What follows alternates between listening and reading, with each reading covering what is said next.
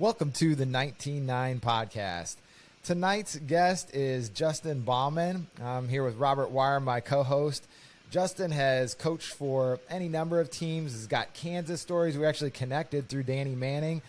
So we're going to just take a trip all over the college landscape with him.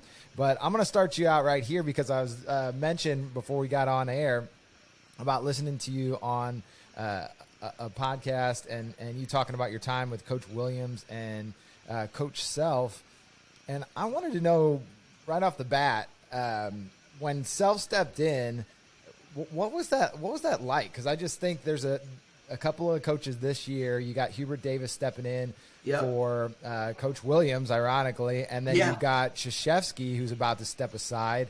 And I just think that is a fascinating thing to have that legendary, iconic coach step aside and to have someone try to fill in for them on the other side of that. Yeah, Aaron, that's a great question. I was lucky. I got really lucky. So I was 3 years with Coach Williams as a manager. And when Coach Self got hired, I'll never forget it. Coach Ben Miller called me. It was on an Easter Sunday and said, hey, we're going to announce a new head coach. I want you to come to the office so you can meet him. And I was just a manager, right? Like, I was probably going to be carrying his gear or his luggage, right? So that's okay. Yeah. But it was funny because me being from Illinois, numerous people going through the Final Four that year, we played Syracuse, got beat in the national championship with Coach Williams, but going through all that, all my Illinois contacts are like, Bill Self's your next head coach. Bill Self, and I'm like, come on, guys, like, there's no chance. Like, I just didn't see it, right? Mm-hmm. Looking back, it made 100% sense now that I understand the profession, right? I bet. But, Coach Self comes in, and I got really lucky because I worked his summer camps. So he had already knew me from working his summer camps in Illinois, and I got really lucky. But it was something where, and I'm sure the guys you just referenced, their staffs are going through the same thing. I mean, college basketball, it's year-round now, right? No and doubt. Everybody, I mean, even though, John Shire hasn't stepped in for Coach K yet, they are on a crash course to learn what John needs, what he wants, how he operates, even though Coach K is still sitting in the driver's seat. I mean, I watched the game the other night, and it reminded me of Coach Self, quite honestly. Like, Coach K was operating the timeout, but Shire's sitting there doing a lot of talking. And the staff is just so dialed in, and I think that was huge because with Coach Williams, the staff had been there forever. Joe Holiday, Ben Miller. So everyone's like, we know what Roy's going to say. He's going to say his thing. He's going to come to me. What you got? So it's that crash course. But Coach Self, what stood out to me instantly was he, him and Coach Williams, obviously, two completely different styles, unbelievable amounts of success. Yeah. Right? And both awesome people that I still speak with to this day, unbelievable human beings, right, that have been great to me, and I appreciate. But, like, Coach Self, he had this charisma about him that, I don't know, man. I mean, like, he knew your name. He knew, he was just so, I could see why he's so successful recruiting so quickly. Because it seemed like he just met me and he knew everything about me already. Yeah. Where Coach Williams was very dialed in too, but Coach Self just had that demeanor about him, and it was pretty cool. It was pretty cool. I'm lucky to be a part of it, and it was definitely crazy though. I mean, after Coach Williams was there 15 years. Man, that's great. Those guys too, I think, those two personalities you mentioned are just dynamic. And I know that IU had some kind of idea that we might have gotten Self if things had broken just a little bit differently. He might have been the IU coach that followed. It's right in that pocket. There's no doubt. And I still sometimes think like, what could have been. I'm happy that with Woody now, but man, that would have. There's no doubt. I mean, Coach Self was one of those guys. Looking back at it, like I said, I understand I understand it now more that I'm 40 years old, and at that time I was 21, 22, right? Just didn't know what I didn't know, right? But yeah, I mean, Coach Self, even while he was at Illinois, I mean, he's just always, you could tell he's one of those guys that he's going to be in a storied program, like you said, with IU, Kansas, UCLA, North Carolina. He's going to be in one of those programs. You could just tell as a matter of time. No doubt. So when he came in, how much different was it, like recruiting, like from Williams to Self? Like, were they both like visit the players as much? Like when I hear stories like about Bob Knight, like he didn't really travel that much, but when he did go, it meant a lot, right? Yeah. Like, did Williams go a lot? I would say the similarities were they both had no problem being on a 6 a.m. flight, a red-eye flight, getting done with practice at 6, being in the car till 8 to visit a kid or watch a game and being back the next morning. They both, burnt the wick at both ends, I would say probably the biggest difference for me, what I noticed was Coach Self was constantly trying to stay in front of you, whether it be phone call, at that time mail, now it's text, right, or social media. But at that time it was hard mail. Like we sent a mail out every day to a recruit. I mean, every day. We used to have piles, and that's when now I get on here, I can send 10 messages and like that with social media and whatnot, right? But just make sure you're keeping count on those. Yeah. But you know what I'm saying? Like that was probably the biggest difference. Coach Self constantly, as a recruit, when you woke up, he wanted you to see his face. When you went to sleep, he wanted you to see his face. When you ate, he constantly wanted Bill Self Kansas basketball right in front of you. Where Coach Williams, we might send a mail out maybe once a week. Or whatever. So that was a lot different. I remember we were rolling through stationery and cardstock and stuff like that. And the other thing, Coach Self was probably ahead of his time, quite honestly, because the other thing that really ramped up was highlight videos, right? Like Coach Williams, we didn't have a lot of highlight videos and stuff. It was just kind of, quite honestly, I think we might have had maybe 2 or 3. With Coach Williams. Coach Self came in, man. We had highlight videos with the guards, the wings, the bigs, the history of the program, the campus. It went up a whole nother level. That's awesome. Let's get into your origin story a little bit. Like, what did this time of year mean to you? Because we've been talking about, we're still at the start of the basketball season. I think it's always interesting to hear about people who are involved in basketball, what the start of the season means to them. And how the heck did you end up as a director of basketball ops? That's kind of an interesting title to hold. Yeah, well, it's funny, I'll go with how I ended up as a director of ops, and then I'll tell you what this time of year means for me. Being, as a director of ops, I obviously 3 years, 2002 to 2003 with Coach Williams, 2003 to 2006 with Coach Self. Before that, I played 1 year junior college ball at Lincoln College for B.J. McCollum. Great coach. We won. He's got a ton of wins, so I was kind of on that track, just being around winning. And one of my goals the whole time growing up was to go to Kansas. I had a great aunt and uncle that I lived with in Lawrence during some time, and I just wanted to go to Kansas. So I transferred to KU, walked on. I ended up getting cut. Still something to this day, unbelievable tryout. It was like a 5-day tryout, like 70 kids, and I ended up getting cut, but unbelievable life experience. And then they needed someone to film practices. So I'm like, all right. So I got a lot of hours in the top of Allen Fieldhouse, Is this like old school camcorder? Like you're handed, we got some actual tape involved? No doubt. VHS. Yeah. Oh, man. Right? So, heck, now, not to get off topic, now they got cameras that they just follow the movement and player track. And I'd never have to sit up there. But anyway, so I had great experiences in that basketball program for 6 years. That's how I met Danny. I didn't know Rex at all. But when I graduated with my master's degree, man, I was on a hunt. I applied so many jobs, and Rex Walters was, he hired me at Florida Atlantic as a director of operations. Had no clue what I was doing. Made $15,000 a year, and was wait. 15. That was the salary. That was the salary. Did they let you eat at the players' table at least? Or there's no doubt. Hey, a lot of player leftovers went to this. Yeah. Okay. Good. Did you get room and board too with that? No room and board. Had to find my God.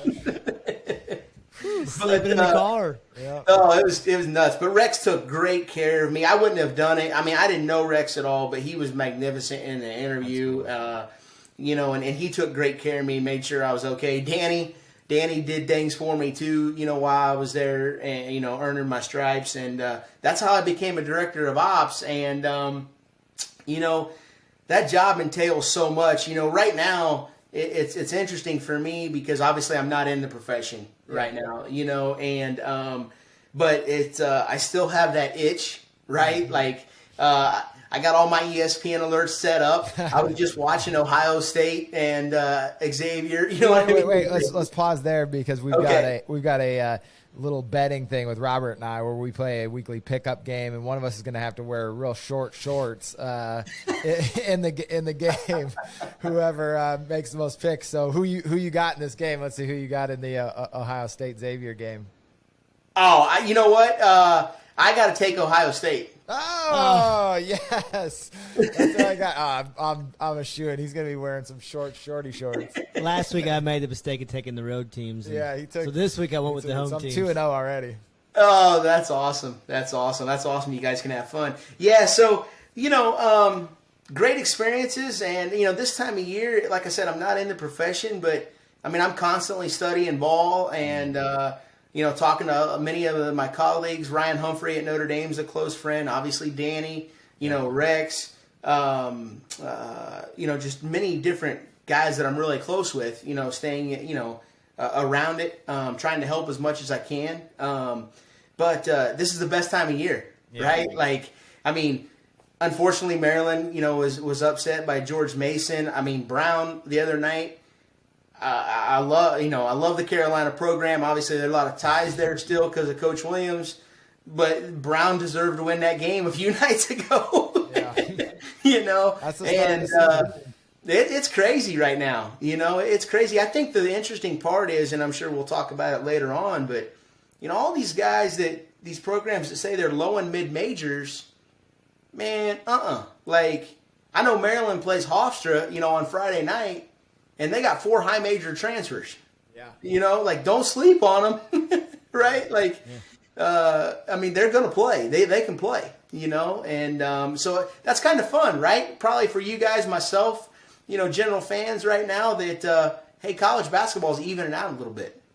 I think so. I think that we've talked a lot about there's always downsides to the transfer portal too. Maybe you don't know the players as much, but there is kind of that need now for so many schools to coalesce that you're going to have that kind of uncertainty or randomness to the start of the season where it's like the coaches probably don't even know what's coming. And what would be your approach? Like if you had a whole new team, like what did you guys do to bring the team together? If you had like a big senior class and turned it over, like were there? So I was fortunate to go through that obviously at KU with Rex when we were at San Francisco, and then Danny, when we took the job at Tulsa, right? And we did so much team building stuff. I think we spent as much time off the court as a group than we did on the court. And that's so important because the quicker you can come together as a cohesive unit, the better off you're going to be.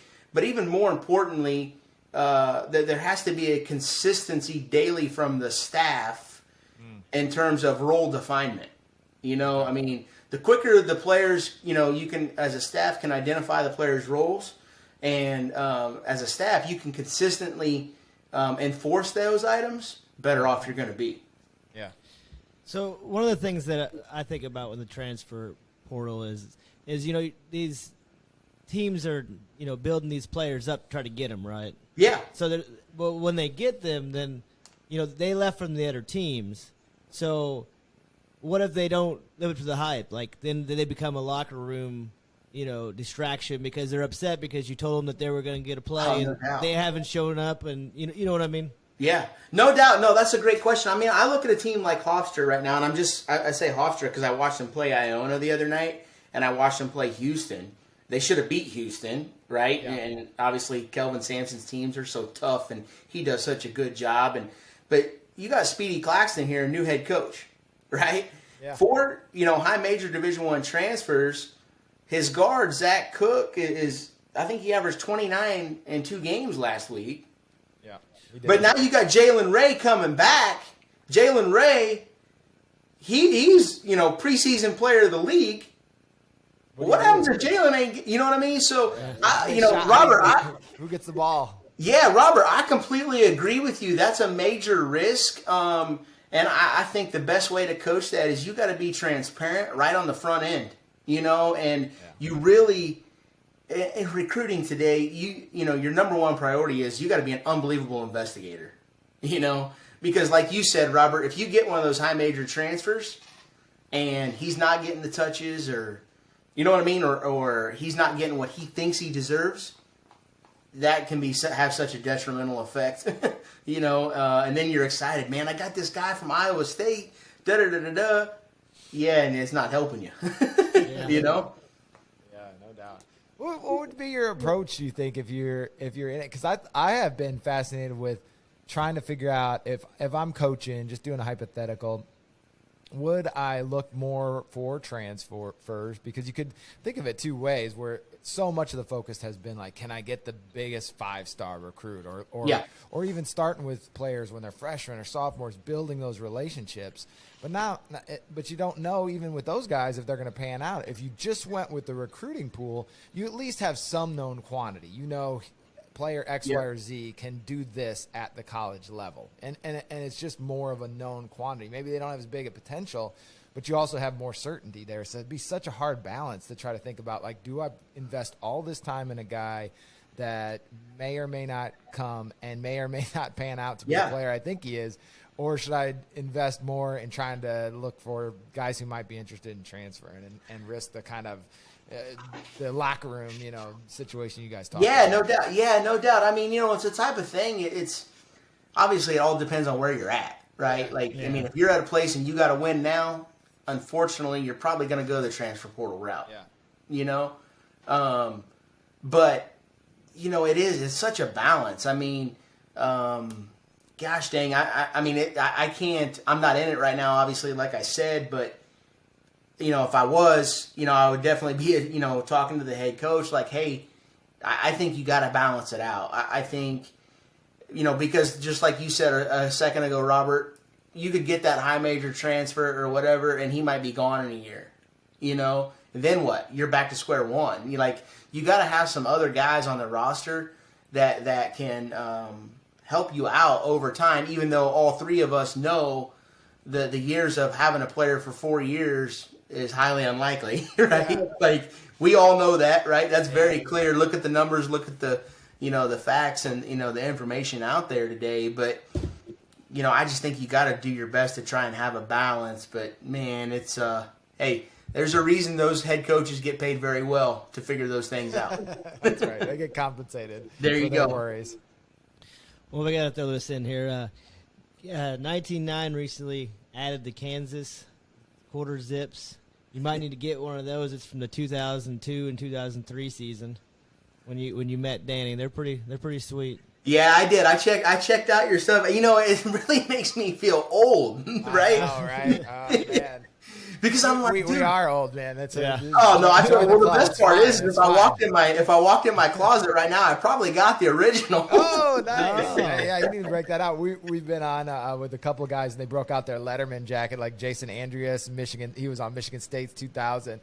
Oh, that's awesome. High school Letterman's jacket, and then we had Minu Timberlake from Kentucky, and he had his De La Salle with the state championship patches on there. I was like, oh man, that's a Letterman's jacket right there. Yeah, no, that's awesome, man. But you guys, 19.9, you guys, I mean, it's when you hit me up, I was familiar with it already. You know what I'm saying? Like, just being, I love gear, Yeah. and I worked for two guys in Rex and Danny. I mean, they're gear dudes, right? Like they love gear, right? So I was really familiar. I was pumped, man. I was like, oh, I haven't been on the website lately. I got to check this out. Nice.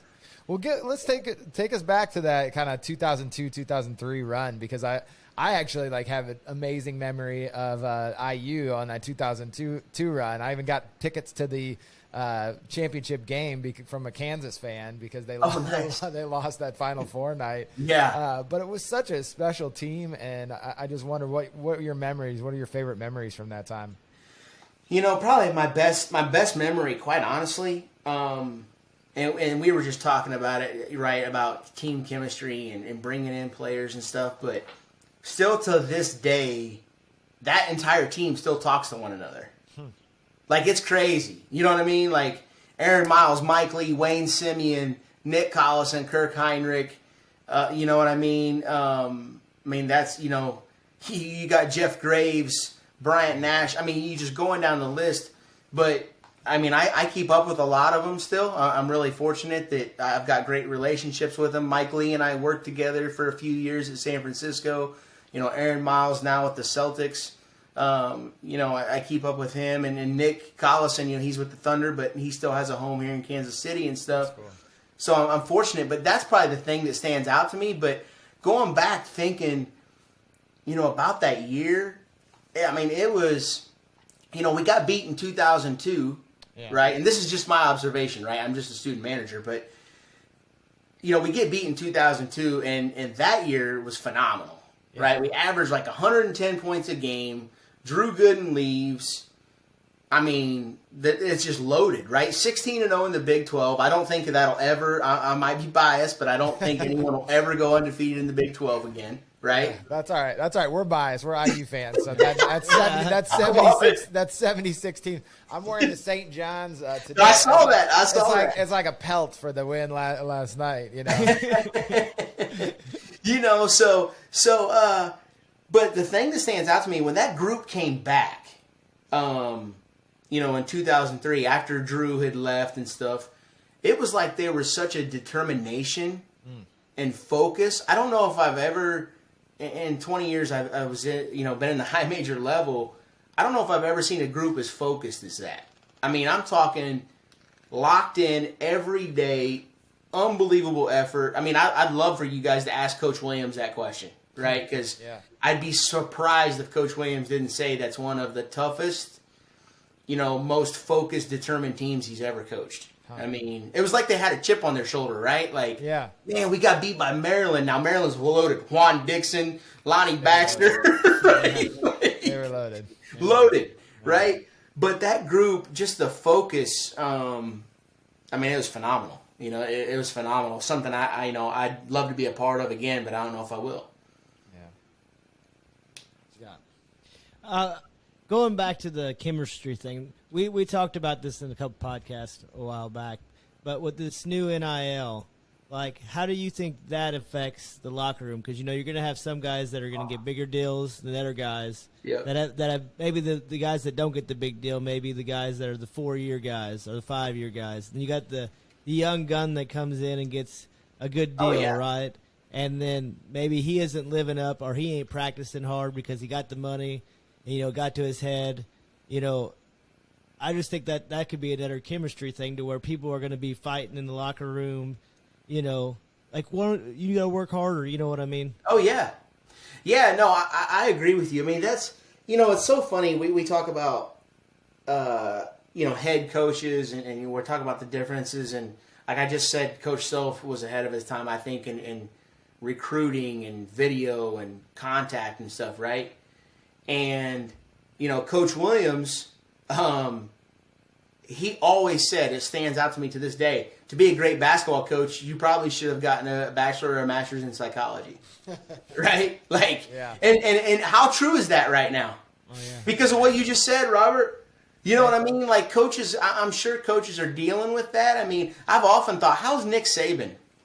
You know what I mean? Like, how's he handling that, right? Like, Doc Rivers is wishing Doc he had a Rivers master's in psychology right now. Yeah, no doubt, right? But no doubt. But I'm just saying, like, I mean, it's such a balance. I mean, you guys read these same stories I do. I'm sure the kid that gets a deal from Wendy's for NIL, and he's one of the few on the team, and then he gets in trouble off the court. I'm sure there's a certain level of animosity there, right, within the locker room. That's like, man, I deserve that, and this dude just went out and did this.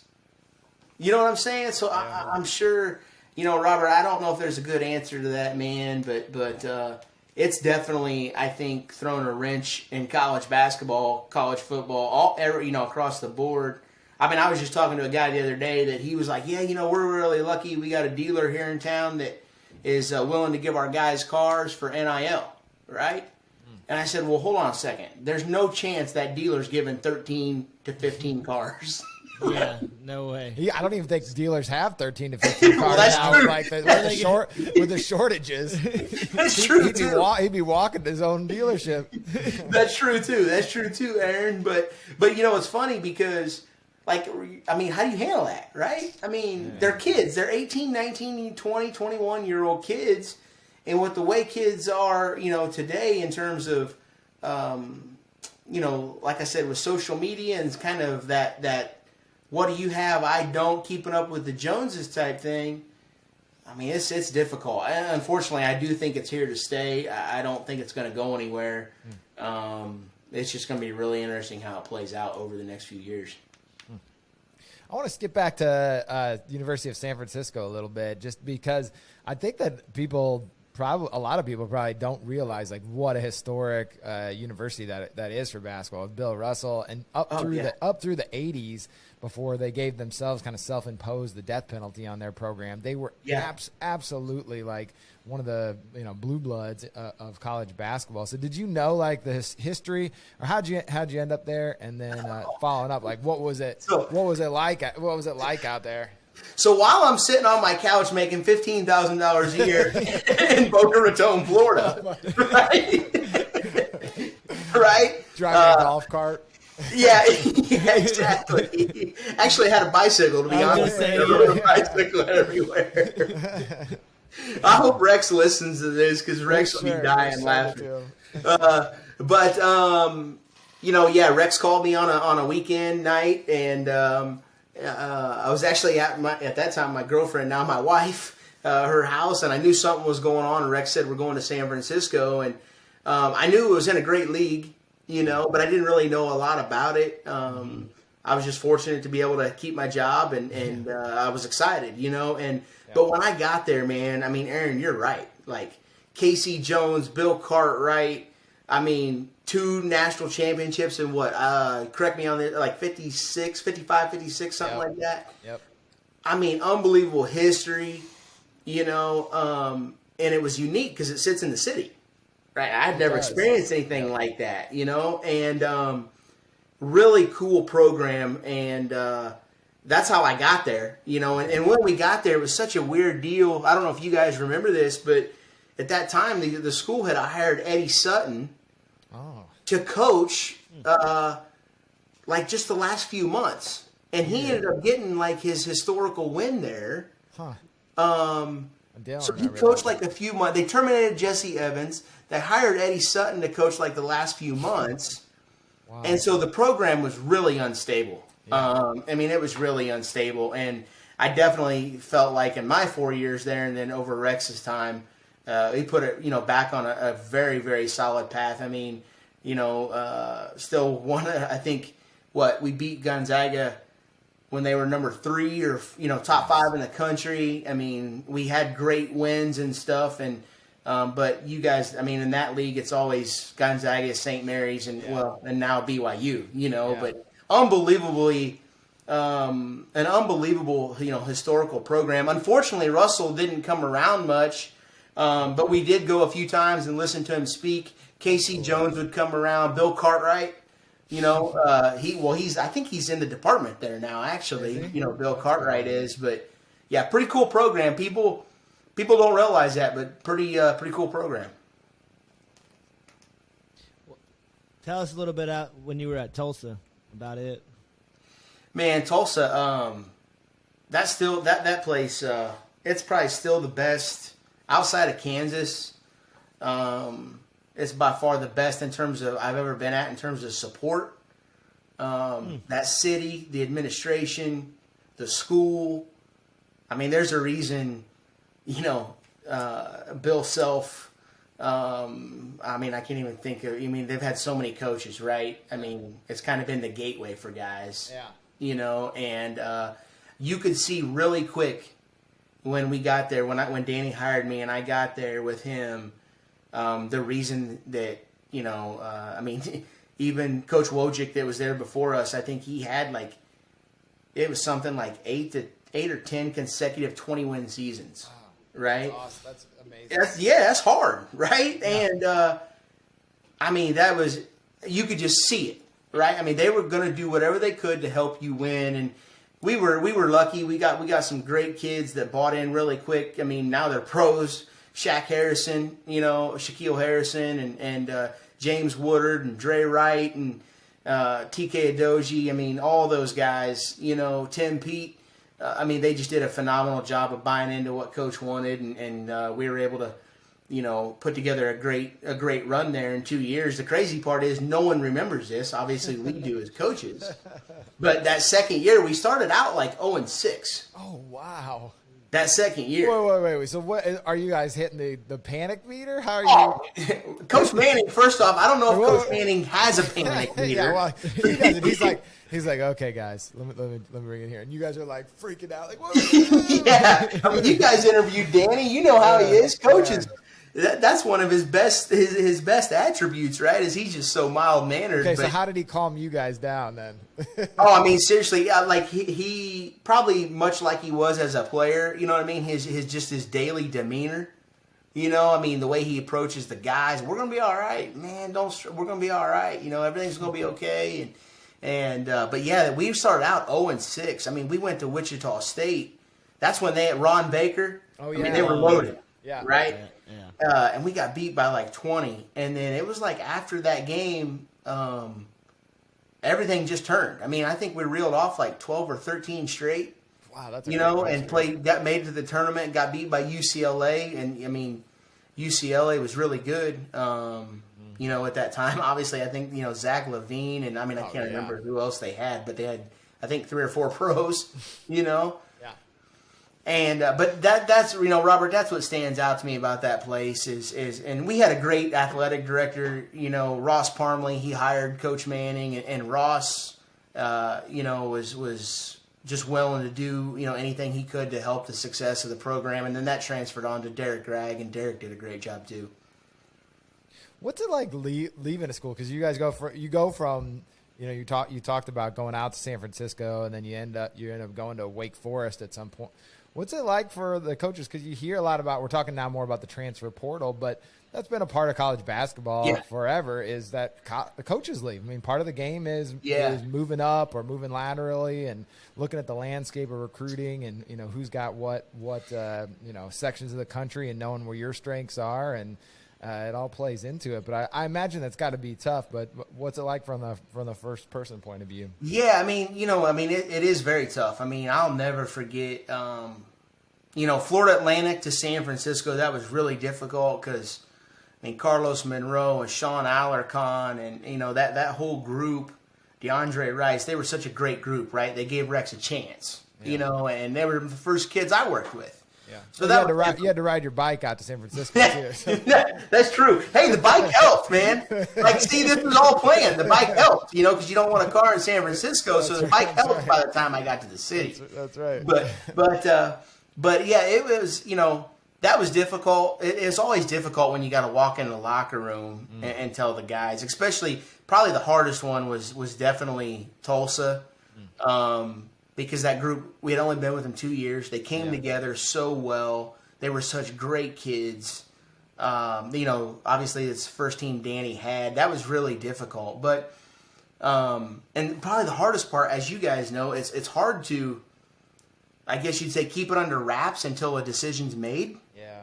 Because the media and everyone is, everyone's trying to figure out where's he going, what's happening. It's so fast. So that was hard, but thankfully today, it's really cool. Coach Manning, when we were let go, at Wake Forest, the Tulsa team actually had a Zoom call with Coach Manning, which was absolutely awesome.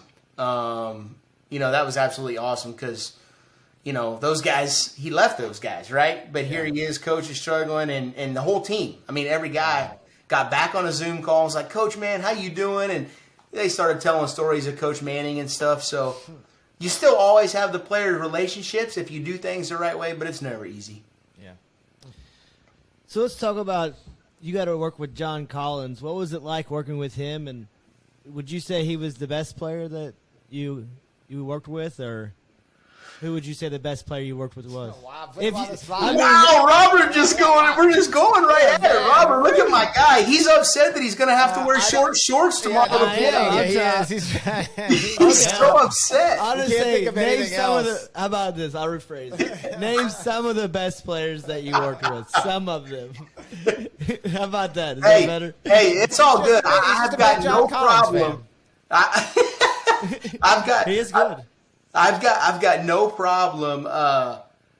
John Collins is probably the quickest guy I've been around, and helped with, that went from being, ranked mid to up 300s in recruiting. Wow, I didn't know. Comes in, like 3-star, comes into Wake Forest, and over 2 years, this dude just, unbelievable work ethic, absorbs everything, unbelievably coachable. Like, he's probably been the best I've ever been around Kirk Heinrich. Huh. I love it. Former Bull. Yep, there you go.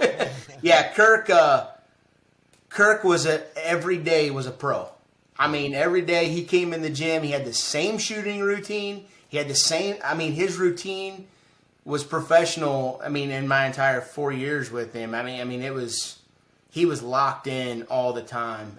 So in terms of the best on and off, I'd say Kirk, but John Collins, that dude, I'll never forget. We were on a flight to, I think we're actually going to Notre Dame, and it was his sophomore year.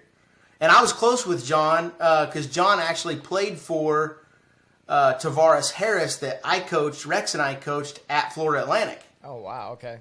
So there was that connection there, right? It helped us, obviously, getting John to Wake Forest, Mm-hmm. And I'll never forget, I went back and we were on the plane and there was a lot of rumblings about, John and the draft and stuff. And I go back on the plane, he's sitting in the exit row, and I said, JC, what's up, man? And he's like, not much, JB. And I could tell he was stressed, and I was like, you thinking a lot about the next level and professionally? And he's like, man, I can't stop thinking about it, Wow. And I knew right then that we were going to have I was like, man, we could be in trouble here because this dude can go. Right? But JC was a great kid, and I'm fortunate that we still text and stuff, and he's having a great career, and his mom's a sweetheart, and they're really good people. That's awesome. Well, tell us a little more about Wake Forest then. Like, what was it like getting? Because that's now you're in the ACC. You're on Tobacco Row, legendary, school, and just you're playing legendary coaches and schools every night. What was it like to step up to that level? Because that's the pinnacle, right? Like, when you're thinking about coaching, like, I'd like to coach in the ACC or the Big Ten. No doubt. It's funny too. The first thing that stood out to me, and you guys know this, is, it's a pro league. Bottom line, like, I know the Big 12 is, I know the SEC is. I get that, but going from Conference USA to the ACC was like, we better get some dudes. Yeah. And then the crazy part is once you feel like you got some dudes, you better get some more dudes. Yeah. Because Duke and Carolina and Louisville, Syracuse, Virginia, you just go down to Notre Dame, you just go down the list. It's nuts. And it was a great experience. I learned so much in my 6 years there, and the people at Wake Forest were good to me, and obviously, it was disappointing how it ended, but it was phenomenal in terms of, looking down the sideline and you see Coach K, right? Looking down the sideline, you see Coach Williams, and, one of the coolest places, Syracuse, playing in the Dome. I mean, it's like you're walking into an NCAA tournament game. That's awesome. And so I'm fortunate to have those experiences, and maybe someday we'll get back there. We'll see what happens, but really cool. And it's the type of league where everyone says they got the best league, right? I mean, you could be in the Valley, and we're in the best league. I mean, every head coach says it. You guys know this. It's a sales pitch. Yeah. Oh, yeah. You want to come play in the Valley? You want to come play conference? I mean, every coach says it. You know what I'm saying? But I am probably, maybe it's because I've been in it, but I do feel the ACC night in and night out. I mean, it's a monster, and I know a lot of coaches could say that. It'll be interesting, fellas. I mean, you got a kind of changing of the guard, right? Changing landscape. I'm wondering. We'll see. Yeah, I'm really wondering. You know what I'm saying? Like, and with the NIL stuff, you never know how that's going to shake out with different areas of the country. Absolutely. I got a question for you all. When's Coach Boeheim retire? How many wins does he need to get to pass Coach K? Because that's the question. When he's calculating that out, like, okay, Coach K's gone up to this year. How many do I need to average, and how many years is that? So I think that's it. I know, man. Coach Boeheim, and it's funny. I mean, out of my 6 years there, every time you play him, like, I swear, I don't think the dude aged. I know. No, looks the exact same. And that same thing, 2-3 zone, that just tortures. Oh, and I don't care how much you try to attack it, it's still unbelievably difficult to break. I'm still tortured by that 13 IU team that was just loaded and goes up against that 2-3 zone. It looks like they'd never played against one in their whole lives. I'm like, come on, guys. Think about that. I mean, think about all the years he's been coaching. Yeah. And I mean, I'm telling you, when you play them, they are not changing in defense. No. They could be down 20. They're going to play 2-3. This is it. Yeah. This is it. Why trying to get better for the next game. Like, he is like, yeah, there you go. He is college basketball bedrock at this point. Yeah. Like he is in the old Big East. Just wars through there. I mean, now and the ACC. Like, that guy has. Talk about stories. No doubt, fellas, no doubt. All right, got some quick hitters for you as we start to wrap up here. Okay. Let's start out with what's your morning routine like while you're coaching? I'd like to just see how you approach the day. Oh man, 4:45 a.m. wake up. Coffee, I hope. Yep. I still keep it. Okay.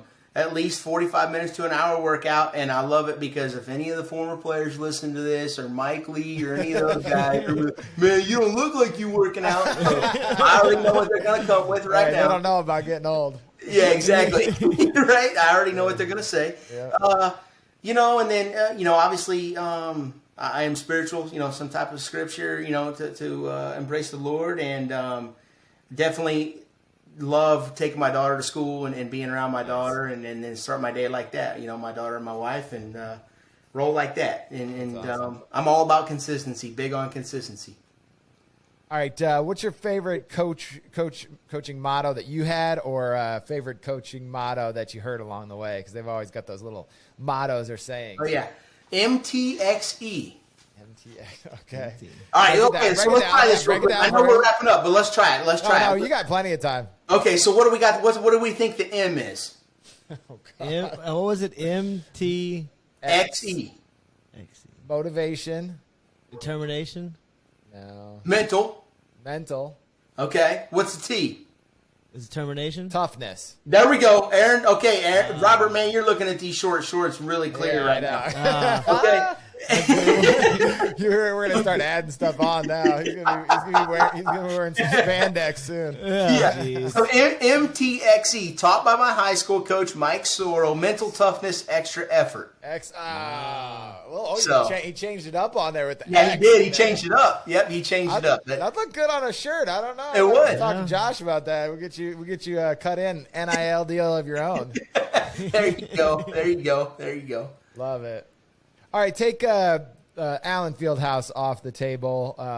What's the coolest arena why you got to take it off the table? Because besides, everybody's going to say, "Oh, Allen Fieldhouse." Yes, we know Allen Fieldhouse is amazing. What else besides that? What's the coolest arena you were in, or got a chance to coach against a team in, or the Kennel, Gonzaga? Ooh, okay. I haven't heard that one before. Man, What was it like? Go to YouTube and YouTube it. I'm dead serious. Go to YouTube and YouTube it. Unbelievable, man. I mean, they pack it in there. Coach Few's got it rolling. You know, I mean, the whole staff are great people. But they put the students around the court. And the fans sit behind. That's nice, yeah. But the best part is the students can't sit. So there's no bleachers. It's just platforms. It's just that. That's crazy. Wow. So you stand. But I'm telling you, I'm gonna send you guys a YouTube link. Evan Manning, Coach Manning's son, is on staff. Yeah, we talked about that with him. And so it's funny because when they played Texas the other night, I was watching it on TV, and you know, because of COVID, Evan's just now kind of experiencing that, right? Yeah, no kidding. And I've gotten to experience it 4 years at San Francisco, and I texted him. I'm like, dude, the hidden gem. Yeah, it's a great place. I love Sounds it. pretty awesome. Well, that might be the follow-up then. Craziest opposing fans. Is it going to be them? You guys might think I'm crazy. I mean, BYU. Wow. Really? That's a surprise. Okay. BYU, man, walking into the They're gym. supposed to be the nicest out there. Not even close. Not even close. I remember we were in San Francisco playing there, and it had snowed, and we're getting off the bus, and you got students throwing snowballs at us and all kinds of stuff. Oh, man. It's crazy. Yeah. That's awesome. Honorious fans, BYU. Okay, let's go to Wake Forest. Team you most enjoyed beating? Man,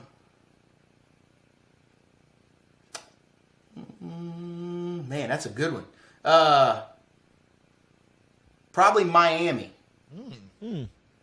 Yeah. I thought it'd been like Duke or North Carolina. Miami. Yeah, I mean, you know, you could say Duke and North Carolina. I mean, those are kind of the giveaways. But I say Miami because we probably went head-to-head with them in recruiting more than anyone. Okay. So that was kind of the one. And so it was one of those things like, all right, man, we know you're negative recruiting us. We know you're talking about us, right? Like, stop it. When you see us in person, you're a boy, right? Like, we know you're talking about us, you know? So when you beat them, it, you know, had a little extra, feel about it. Little side game within the game, right? Yep. Love it. Okay, team you least enjoyed playing?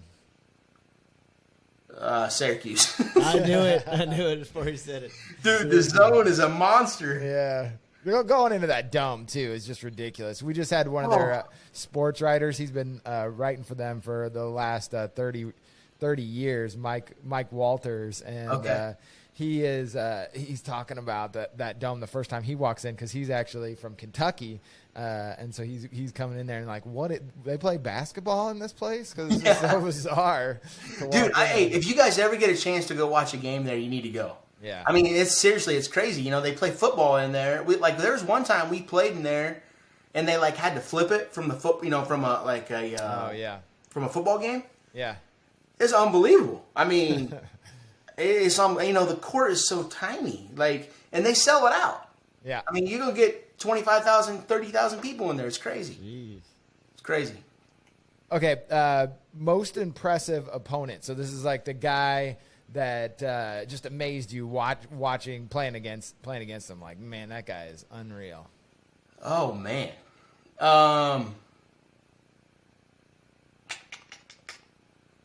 Probably KD, Kevin Durant. Ooh, nice. Yeah, That's a good one. I didn't realize you saw that. Yeah, he could do it all. I mean, yeah. KD. Wow. What do you do? What are they doing there in the huddle and try to stop him? Hey man, he said he's spiritual, Robert. You know what he did. Hey, you know the best part is I'm going to give you a D Manning right now. Yeah. Hey man, good shot. Run back down. You ain't doing nothing. Yeah. You got to get the scripture out for that. Yeah, he gonna come back down and he's gonna do the same thing. Yeah. Did Coach Manning give you any stories of the players like Jordan or Bird that would tell you what they're gonna do before they do it? No, he didn't. Well, we're gonna have to get him back on. I try to just stick with NCAA because if I get off on the NBA topic, then I'd go forever on that too. And he's got some great stories. stories. NCAA a little bit the first time I talked to him because that's he's got so many great stories there. Yeah, too, that's funny. I bet 15 years in the NBA, man, and he talked about bridging generations. Like he really hit like some real generations in the NBA. Yeah, he used to. I mean, he would tell the team stories. You know, like Larry and Michael, they would come down and, hey man, I'm gonna dribble twice to my left, crossover, and pull up. Bam! Like, what are you gonna do? That's it. That'd be so hard to take, jog though, down wouldn't it? like you knew you were gonna stop him. Exactly. I'll get him next time, Coach. Exactly. Yeah, I love it. All right, we're going to wrap up with this. We had Danny do this too. This is our name, image, likeness draft. So we're going to do Wake Forest. And it can be all Wake Forest history. But what are the top 5 players you would draft? And you can take guys that you guys had on the team too. But thinking of NIL, so it gives a little different lens. Like we had Charlie Miller on, and he took himself first, and then he took Andre Patterson because he could sing, and he's going to market his singing career. So you can go any direction. Then Danny takes Wilt, of course. I'm like, come on, Danny, Wilt Chamberlain. I should have took him off the board. Oh, that's awesome. So they have to be Wake Forest players, or just any player? You can do. I mean. I'll do Wake Forest. You've been all over the place, so I was like, you can do Kansas if that's easier. You can do Wake Forest. Okay, well, if I can do a mixture. Okay, here we go. Okay. Shaquille Harrison. Oh, I like it. Yes. Okay, because he's an unbelievable piano. He can play the piano. Yes. Okay. Okay. Like let's see here. You guys probably, I don't know if you know him, Markel Curtis. Okay. From Tulsa. Okay. Because he's an unbelievable singer. Yes.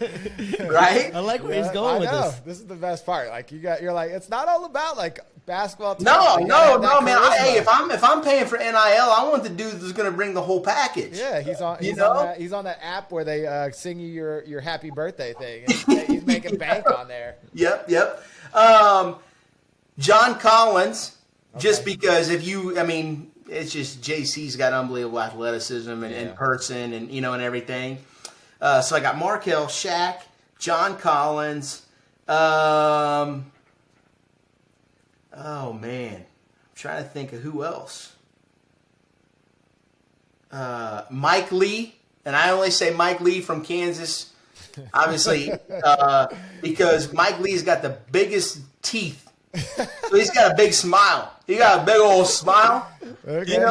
So you could put him on. Now you're getting back at him because he's going to make fun of you for not working out. Yeah, exactly. I want him out. Yep. And my last guy will probably be Aaron Miles because he's one of the cheapest people I've ever been around, and he can teach people how to save money. Nice. Yes, he's working for the banking apps. Yeah, exactly. I love it. Robinhood. Exactly. Awesome. Man. But no, great dudes, man. Great times. I love it. Well, we so appreciate you coming on. I hope you come on again too. Now that we've made contact, and we'll get some more stories or find a way to just wrap. Yeah, we need to do like a preseason college basketball NBA update. Okay, there you go. That'd be fun. We'll get you back on, and I'll reach out to you. That'd be great. All right, man. I appreciate you guys. Thanks, Robert. Thanks, Aaron. All right, man. Take care. Hey, Aaron, one thing before we get off, man. Hey, make sure we get some pics of social media of Robert wearing his short shorts. Hey, don't worry. It ain't over yet. That's why he dropped his phone a little while ago. I wonder what that Xavier Ohio State score was. I didn't see it. All right. Appreciate you, fellas. Yep. Hey, man, that was great. Yeah, it was good. Yeah, appreciate it.